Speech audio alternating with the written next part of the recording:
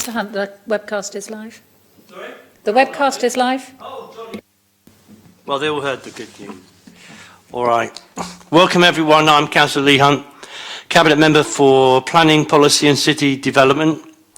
This meeting is being webcast to allow the public to attend remotely if they so wish.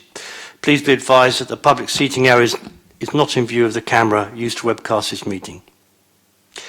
If the continuous fire alarm sounds, please evacuate the room and public gallery by the stairwells. Do not attempt to use the lifts. Please assemble in front of Queen Victoria's statue in Guildhall Square.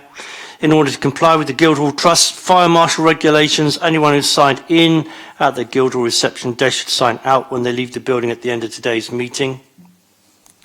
May I draw everyone's attention to the fact that this meeting will be live streamed. Everyone speaking will be on camera. Members of the press and public are also permitted to record the meeting on the understanding that it neither disrupts the meeting nor records those stating explicitly that they do not wish to be recorded. Please can everyone use the microphones and remember to switch them off when they're finished.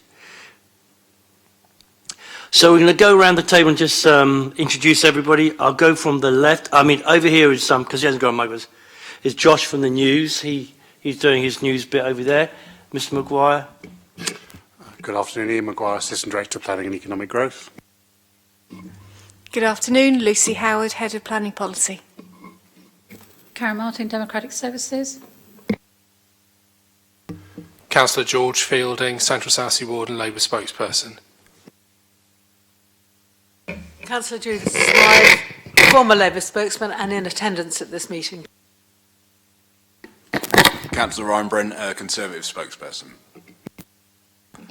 All right, so this is my meeting, and we've got the Labour Group spokesperson and the Conservative Group spokesperson here, and we also have Councillor Judith Smythe, and I'm quite happy for her to be treated as if she was some sort of spokesperson. So rather than just do a deputation, which you could do 6 minutes on each item if you wanted to, she can chip in the conversation. They're only very important information reports, but I think just fair. All right then. So we've no apologies for any absences. Anybody got any interest? No, that quickly brings me then to the actual report. Who's introducing this one? Lucy Howard. Do you want to go ahead, Lucy? Yeah, thank you, Chair. So I'm here today to talk about the what I've described as the complex and contentious issue of housing numbers. I hope you've had a chance to read the report. It gives you a whistle-stop tour of housing targets and local plans. Talks about the Hampshire Structure Plan and South East Plan when it was in existence. Nowadays, we have to meet objectively assessed housing need, and it talks about the standard methodology of how that is calculated. One of the government's algorithms. Also talks about the problems of meeting need, how new housing is often unpopular, notwithstanding the need for new housing, particularly on a generational level. What we'll be having in the new Portsmouth local plan is a capacity-based figure. We know that the area of Portsmouth, the city, is restricted, 43 square kilometres, and what land there is restricted by flooding and is restricted by nature conservation designations. So there will almost inevitably be a gap between our housing need and our housing target. We do absolutely have to show that there are no stones unturned in looking for places where we can build new houses. It is an interesting time at the moment politically with housing numbers. We have a consultation on changes relating to the Levelling Up and Regeneration Bill. There are changes planned to the National Planning Policy Framework. We are having to navigate these changes at the same time as doing our local plan. But one message that I would like to get through very strongly is that it is a really good time to progress our local plan, where there are incentives at the moment from the government to get a local plan in place, not least of which we will no longer need to do our housing delivery test paper. Indeed, we will no longer have to, at least for 5 years, we will not need to prove a 5-year housing land supply. Over to members for any questions. Thank you. All right. Has anybody got any questions for Lucy? Councillor Brent. Thank you, Chair. I think it's nice to have a really comprehensive report that sort of speaks very matter of fact and sets a good tone and scene. I've just got maybe a few questions of clarity more than anything else. So obviously it mentions the Housing Delivery Test Action Plan. I didn't know if that's something that needs to be written or something that's already written. I'll ask a few questions, probably the easiest way of doing it. I just wondered what the delivery was this year. So I know it mentions the last few years. It would be interesting for members to know what the delivery numbers were this year. And I'll probably stick with those two for a second. I've got a couple more, Chair, afterwards. Thank you. The Housing Delivery Action Plan, in February each year for the last couple of years, the government has produced a document where it sets out how many homes have been built by each authority, and if it is whether the local planning authorities are required to do a housing delivery action plan. You are then given 6 months to write an action plan. So last year we got the letter in February, and I think we published our plan in September, something like that. Undoubtedly, we have failed in the number of meeting need in last year, and so we will undoubtedly have to do another housing delivery action plan. One thing that is particularly tricky for the City Council at the moment is that our plan is out of date, and therefore the housing target that's set in the 2012 local plan, which is about, is it 600 a year? I can't remember. Okay. That's out of date now, and therefore the government says that we have to meet our need figure, which is 900 every year, which there's no way we can meet that every year, and so inevitably we will fail that test every year. And so until we have a local plan in place that sets a target that is less than our need, we will always have to do a housing delivery action plan. If I can just add to that, Chairman, I think, wouldn't in any way disagree, obviously, with Lucy's position. The housing delivery test is obviously interesting because it's the delivery, whereas the housing need is a different conversation altogether, as indeed is the housing target. So, it's a lot of numbers in this. Always have to remember these are the homes for people of the future, not just numbers, but the numbers. So 584 is our local plan number. 900 is our standard method. That changes year on year. In the new capacity-based assessment, at my most optimistic, maybe 700 could be delivered. Are we delivering 700 now? No. That's a product of the market because we don't deliver houses. Your housing team delivers some, your strategic development team delivers some, but it's never the intent, nor is indeed the funding structure available for local authorities to be a majority delivery agency for housing. It relies on private sector developers across the city delivering those things. Obviously, lots of big schemes in the pipeline, but even if I wave a wand and give them all robust planning permissions tomorrow, it will be down to those developers to deliver them on the ground. And that's what the housing delivery test is about, is making sure that, irrespective of how many plan permissions exist, and there probably are more than enough plan permissions to meet the national need, why is the industry not delivering them, and are there anything we can do as a council, not as a planning authority? We've largely done our bit, to be honest, as a council, as an organisation, as a place, to help deliver those, turn those permissions into actual homes of the future. I'll come to you in a minute. I think that, just to expand on that, it's very frustrating for anybody, let alone those in administration. You give it, the local planning authority gives planning permission. For example, the former shoe warehouse in Fratton Road, which stands idle. It got its planning permission maybe a decade ago. I know because I moved a proposal to do it. I think that was for 65 housing association homes. But for whatever reason, you could say cost, market, a pallet of bricks has doubled in price, for example. So when people were doing their business studies or business cases around these things, the cost has multiplied enormously for a variety of reasons, which we all know about. So when I hear the word the council has failed to deliver on its housing, that's completely wrong.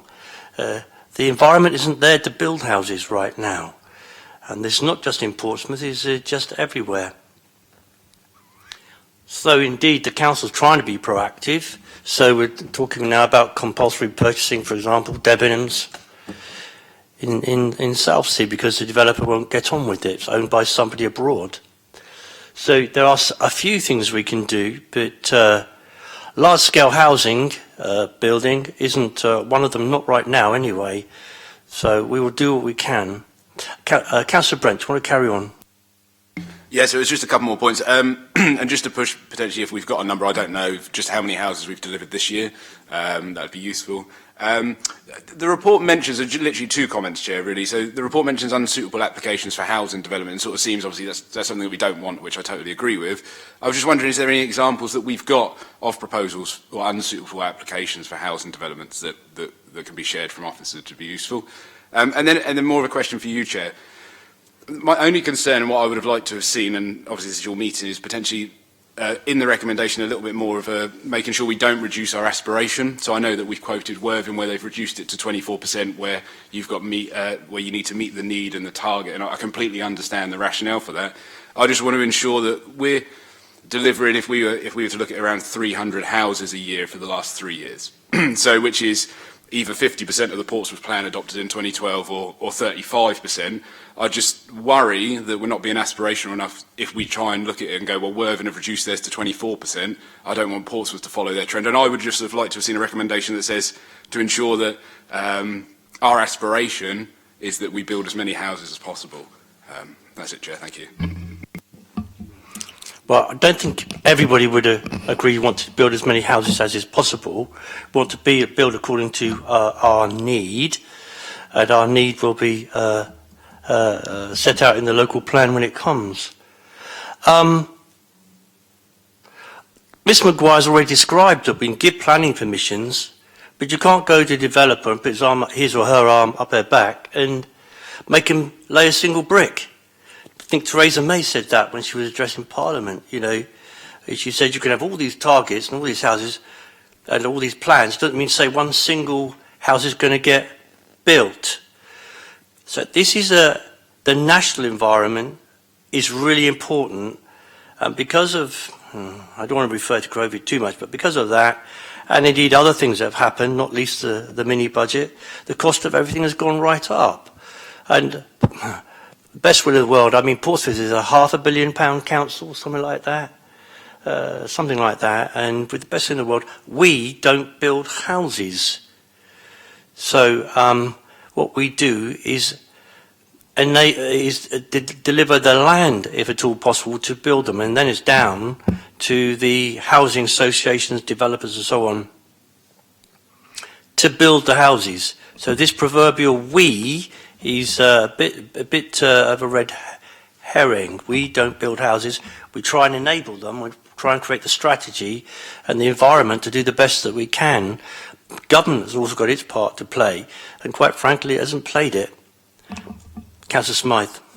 I just wanted to help the committee by drawing attention to what I think must have been the report that you referred to earlier in September, in which we did derive some comfort from the fact that it wasn't the local planning authority that was holding things back, because in some cases it's possible for a local planning authority to hold back developments, but I think the report that you produced, Ian, at the time did demonstrate with evidence that that wasn't the case here.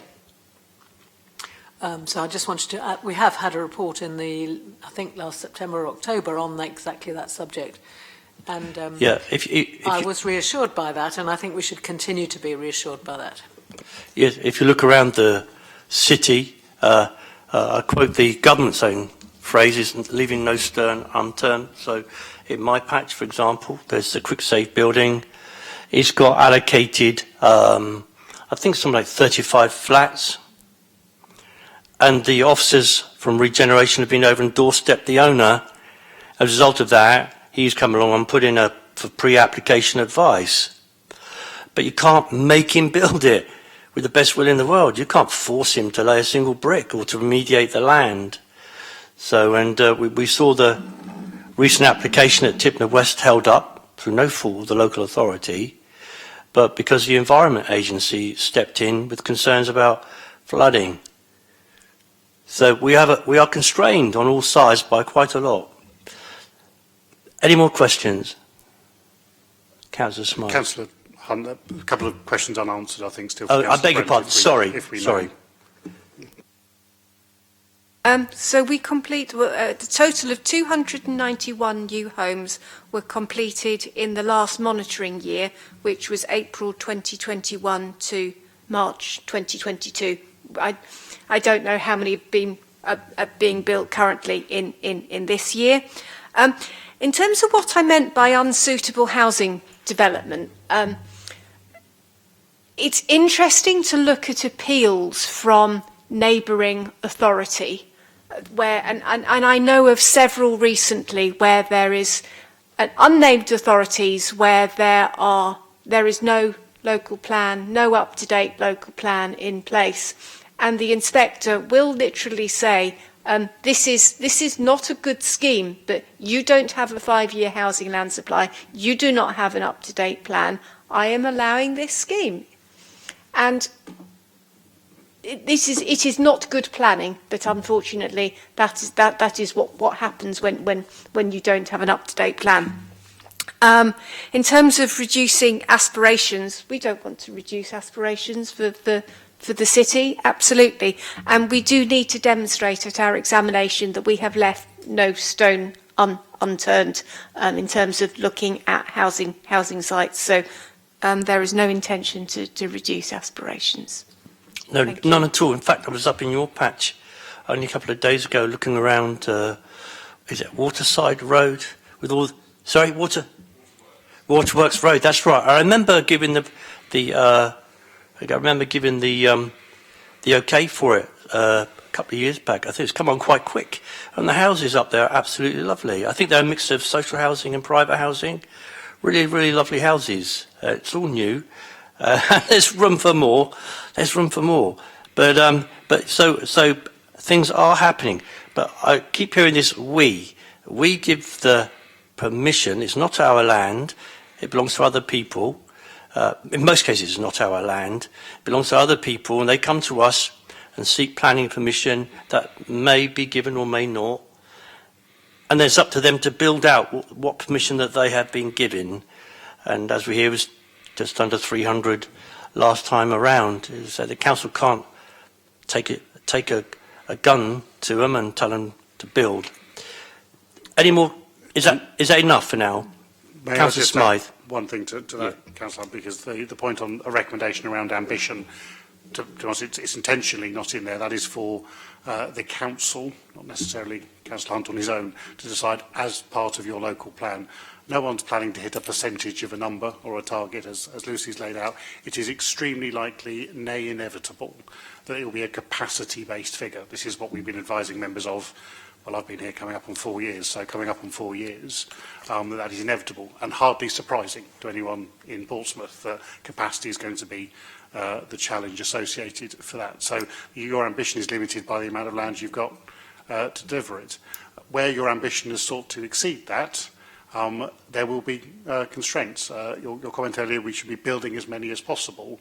That is not the resolution of this council. The council has made one resolution, and that is in terms of some guiding principles for the Tipner opportunity area, Tipner West.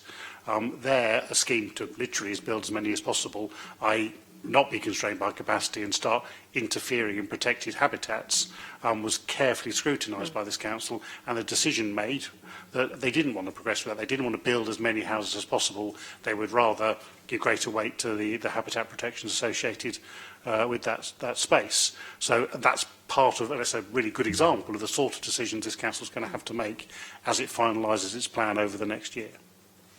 And I think our aspiration is also not just about building to a number, a statistic, but the quality of homes we want, the mix of homes that we need, the sorts of homes that people want to live in. So, for example, in Somerstown, we'll see, we've seen those 2 tower blocks come down. We'll be creating a more human-scale village with houses that people want to live in. Councillor Smythe. I was about to say what Ian McGuire has just said. I mean, I think it depends what you see as possible. A lot of us see it's impossible to build on SSSIs and to reduce the amount of green space, so that constrains our common definition of what is possible in Portsmouth is what we're aiming for. I was going to ask you, as you raised it, to say if you could say anything more about the proposed or being discussed CPO for the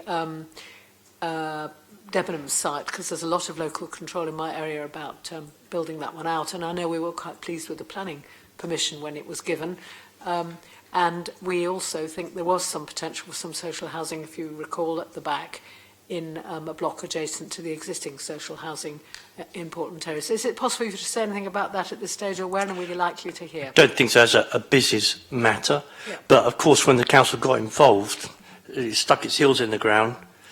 At the Kingston prison, we went from having all private to all social housing. So these things can be done, working with our partners. I can't really talk about that one, no. I was just about to commend that development because it is looking absolutely lovely. I don't believe it's all social housing, actually. It's all the new build is. Yeah, you may well be right. Very nice. It's very, very nice. You're right.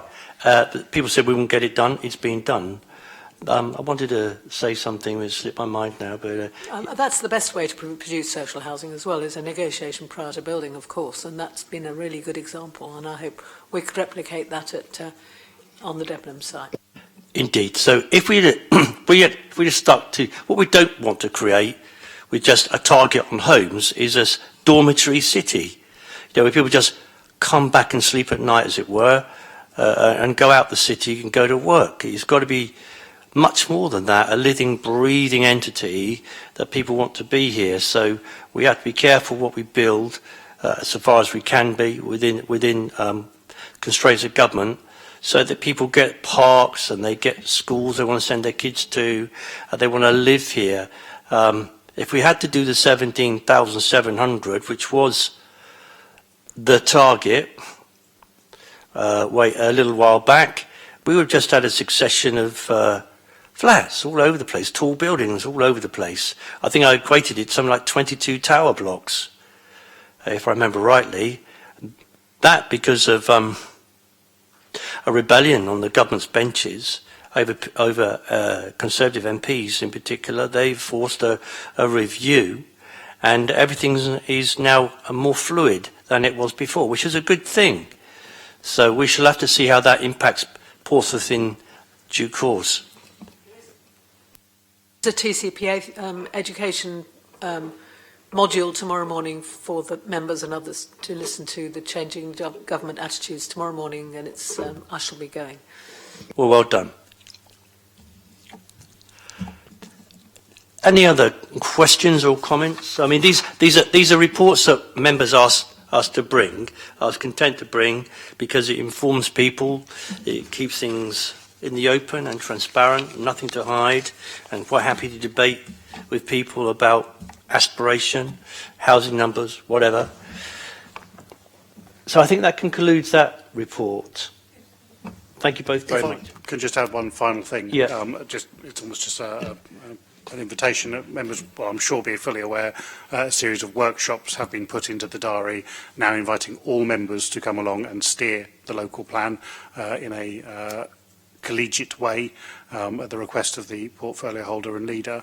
Thursday this week is the first of those, where housing numbers and other key related topics will be discussed, and then one the following week and one the week after, I think. I'm trying to remember how they're laid out. If I could take the opportunity to the spokespeople to absolutely ensure your attendance and encourage the attendance of all others, and if you can let us know the attendances as soon as possible, so we can ensure adequate space for members is available. But this is obviously that key opportunity to set and guide the plan prior to the pre-election period, and obviously officers will continue to work on that which we're guided on by members through that pre-election period and into the spring and summer. So really important that members do take the opportunity to come along and let us know what your priorities and visions are, so that we can build them into the plan over these next few months.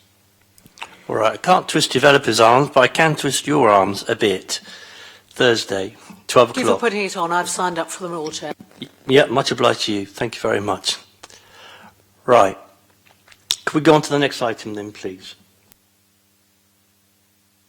I think this one's me, as we don't have a permanent head of development management. An update on development management performance was requested. That's covered in the agenda, primarily 3 colourful graphs for members' attention on page 13 of the papers as I have them. Shows the general position of performance. The executive summary, the report, I think is relatively self-explanatory. I don't propose to take members through it in detail. Is obviously significant backlog was built up and maintained, was roughly halved through our decision delivery drive around April, May of last year. Has crept up a little bit, as you'd expect, bounced back from that, but that reduction in backlog has had a significant improvement on a number of our indices, and throughout that time we've managed to make some notable improvements to the median determination period. Obviously, like any statistics, they hide all sorts of things, and there are individual cases absolutely well over time, and overall our percentage in time has struggled in these periods as well, and is below where we wish it to be. Obviously, as members are aware, that has also led to one specific category of determination, the non-majors, falling below the government's target threshold of 70%, and thus a need for government to discuss, along with 16 other local authorities, where 17 authorities have the same problem in the country at the moment, the need or benefit of designation through that, which we have responded to in a letter that we've appended for transparency to today's agenda. Obviously happy to answer any questions members have. Yeah, I mean, it's the non-major. Obviously, you've seen. I was asked, did I want to append the designation response letter, which I did. I wanted it out in the open. It is the non-major ones which have caused a designation letter. You may wish to focus on that, I don't know. But in all the other categories, the council has met its target. And the waiting time overall has dropped from 135 days to 56 days or thereabouts. That's a really very big improvement, and I'm very pleased about that.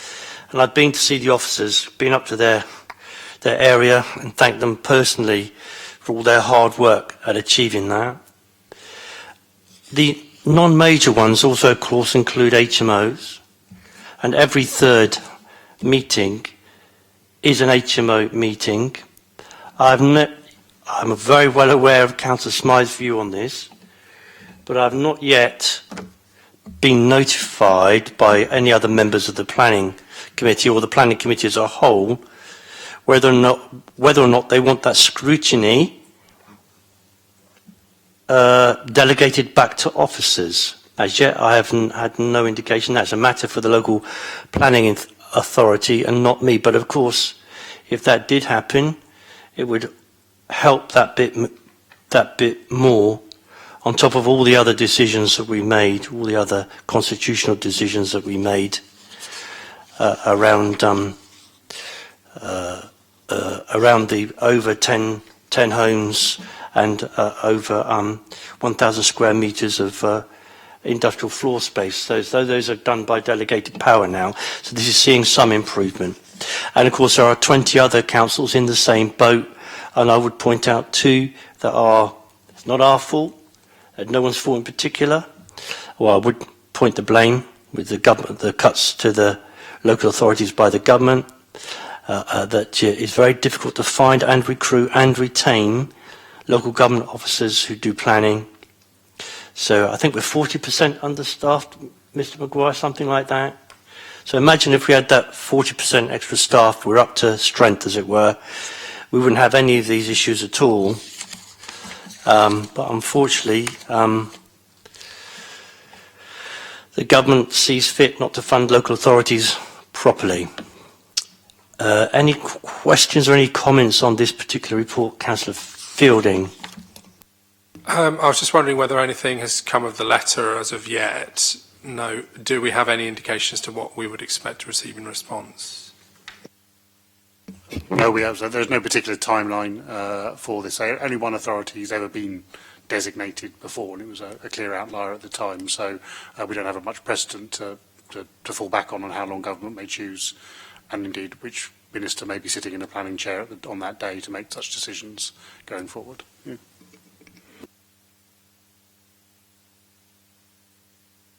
I'm obviously very well aware of what's appeared on your website, the Labour website, about this particular matter, which is I understand why it's there, but we're not an incompetent council. We're 40% understaffed in planning. One of the lead managers is not. Haven't fulfilled that post yet. We'll do that as soon as we can, and we'll do our level best to catch up wherever we can. But things may improve, they may get worse. Who knows? Councillor Brent. Thank you, Chair. It was just, maybe this is a question I don't know. Obviously, around 20 local authorities have got this under the 70%.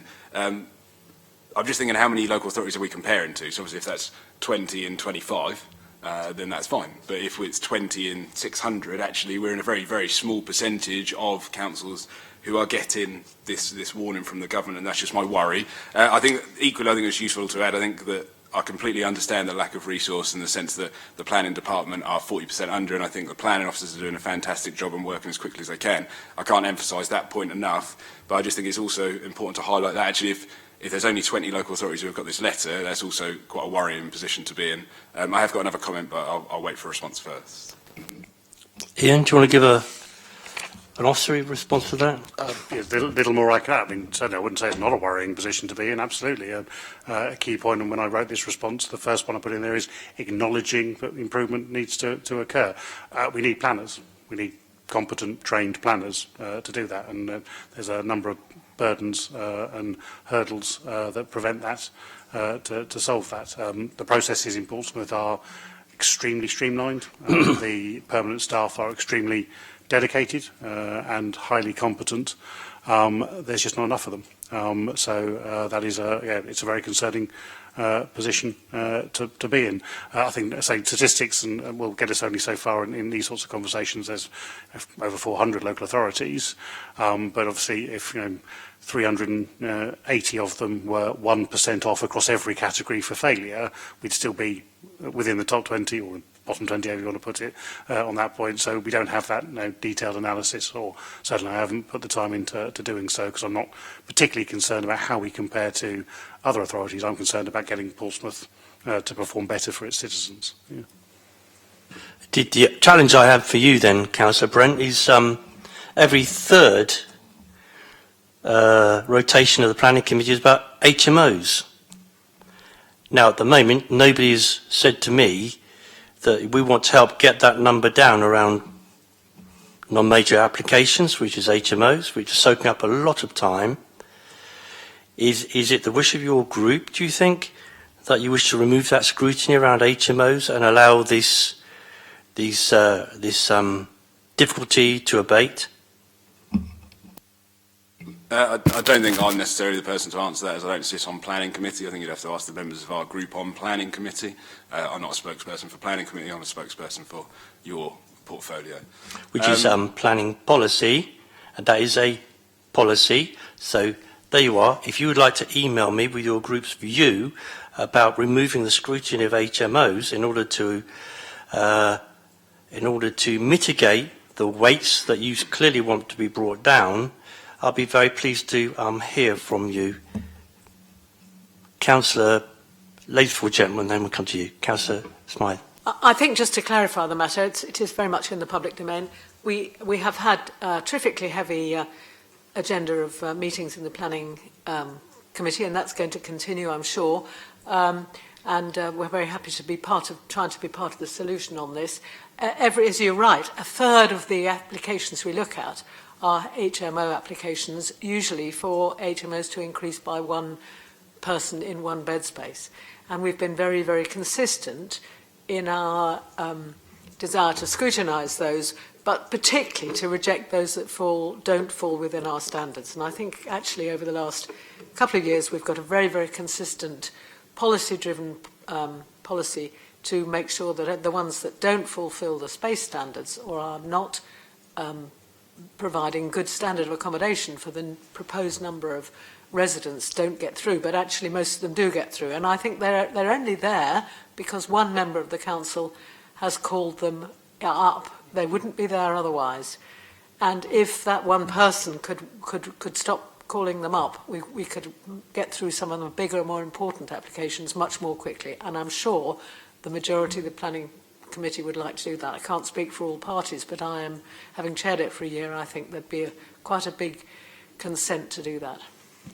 Right. As a result of what you have said, I will write to the groups, you and your leader, and the members of the planning committee to see if that is their wish. And then I will write back to all members and let you know what people have reported back. But at the moment, we can't overturn the wishes of the one member. I get that. I sincerely get that. I suspect very few members will want that scrutiny removed. Councillor Fielding. All I was going to add is that the scrutiny of the HMO applications in particular is there to iron out any poor applications, basically, and properties that would not be of good livable standard. And I think we've got to a good place on that. What I would say is, it's all well and good writing to the different groups and members of the planning committee, but the decision to have those applications on there came from the leader of the city council, so it's for him to make the decision to some extent. I understand that, and it would be really good for me to be able to report back to him that X, Y and Z on the planning committee said they don't want to do this anymore. Now, I won't hold my breath for that, but I would say that members can't have their cake and eat it. You know, they can't complain on the one hand that we're not able to get through planning applications and we fall down on these non-major applications, and then have the committee overburdened, perhaps as one's better, with applications that don't have to come. And I've tried to remove some of those, but we had 3 or 4 months of politicking around that back in the summer, so we have got to a slightly better place. But if members want to mitigate and reduce this backlog of non-major applications, then they need to tell me, and then we'll see where we go from there. I believe the officers have got the gist of what it is we're talking about around HMOs, and they understand our space standards, and they may wish to. I'm sure going back and delegating it might be a way forward, but that's not a choice for me. I can only represent what members tell me, and if members tell me that's what they want to do, then that's what I'll talk to officers about. I think I agree with you, Chair. We're much closer than we are to a clarity of vision across the planning committee of what is going to go through and what isn't, and what needs a planning permission and doesn't. It might be a good idea to convene another meeting just to sort that one out with the leader of the council, because I do believe we could save some time if we didn't go through the current backload of those, and they must contribute to this backload that's in here. and that is a waste that is not in the public interest for us to continue. Maybe, but I think members in some parts of the city have whipped up such a storm about HMOs, jumping on them each application. Some are really bad, I know that, but they've whipped up such a storm about HMOs that they've now blighted the market, blighted those particular forms, that particular form of housing, so that it's very difficult for us to look at this and want to remove that scrutiny at the planning committee level. But at the moment, I see no change. I seek no change. The scrutiny is still there. But I would be interested to see how many members of the planning committee wanted to do it a different way. I suspect none. Are you still on the planning committee? I beg your pardon. Yes, I'm vice chair of the I'm planning sure committee. there'll be one. And I think there'll be more. I think we actually can pretty well predict it's a very small minority on the planning committee that normally stands against an application which would otherwise meet all our space standards. And I hope that we can, when we're writing the local plan, we can clarify the policy to reflect the wishes of the majority of the planning committee. Indeed. And then that will also put an end to this. But at the moment, it's only because one member is asking for them to come forward that we spend all this time. Well, I don't think it's quite fair. No other members asked for that to be changed. He simply represented the views of the committee at that time. Maybe not you, but I'm fully well aware of the views of the committee. When you come to the HMO workshop, these things are important. So, for example, you maybe want to talk about the communal spaces, not necessarily the actual size of it, but the way it's laid out, the way it's designed. Because we know we've had planning inspectors agree with us when the space has been agreed as the right size, but the layout and the design means it's not communal space. So we need to get that absolutely right. All right then. Anything else? Councillor Brent.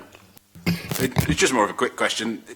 Obviously, there's a staffing capacity issue, which I completely understand. Do you feel that we've got a succession planning issue in the planning department, or is it something that's sort of been sprung upon us where members of staff have sort of left, or is it a vacancy and we can't recruit?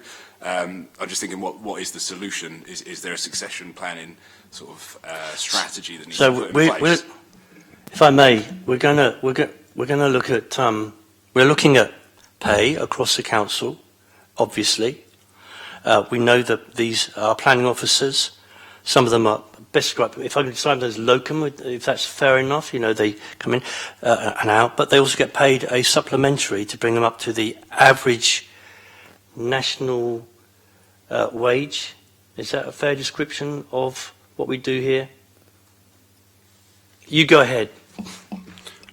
So pay is always a challenge in the professions. It's not limited to planners. It may be slightly more acute because they are a pretty small profession. We do pay a market supplement payment to all levels of planners, planning officers, senior planners, principal planners, to get your pay bands up to roughly the average. We're still a low-paying authority. You've got to replace your chief executive. That's going to be challenging. That's a low-paid post compared to other unitary chief executives. Generally, it's a low-pay authority. So there is a challenge associated with that. One of the many challenges, as I think you were alluding to, Councillor Brent, succession planning only gets you so far. The problem we have is that bit in the middle, experienced, qualified planners. We have some really good junior planners. Young senior planners, experienced planning officers going through training. We have 2 officers at university doing apprenticeships to move forward to their chartered membership in due course. That process is working really well and has worked for quite some time. The difficulty comes is once they are chartered members, once they are experienced senior officers or principal officers, they are then moving on from the council. This is not unique to Portsmouth. It's probably more acute here than other places I've seen it, but that's linked to both that low pay and challenges associated with delivering development and in the city. So it's retaining experienced qualified planners after they're qualified. We've got to say some really good junior planners and some very good temps who are filling those gaps, but what we don't have is good experienced planners to a sufficient degree that's what we need to bring in. If we can hold on to our juniors for the next 5 years, we'll have them, but that doesn't solve the problem for this financial year or the next one. And what he's saying is they get poached. You know, they go off to another, cut their teeth here, and they go off somewhere and get poached. And it's always been the same as long as I've been on the planning committee here. They kind of cut their teeth here in Portsmouth, and they go into Hampshire or West Sussex and get a bit more money. Anyone else? Sure?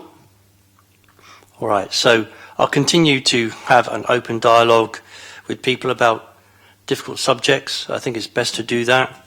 And hopefully at the end of it, we will have an even better planning authority than now. All right? And I shall write to people and ask them about HMOs and what they want to do. That concludes the meeting.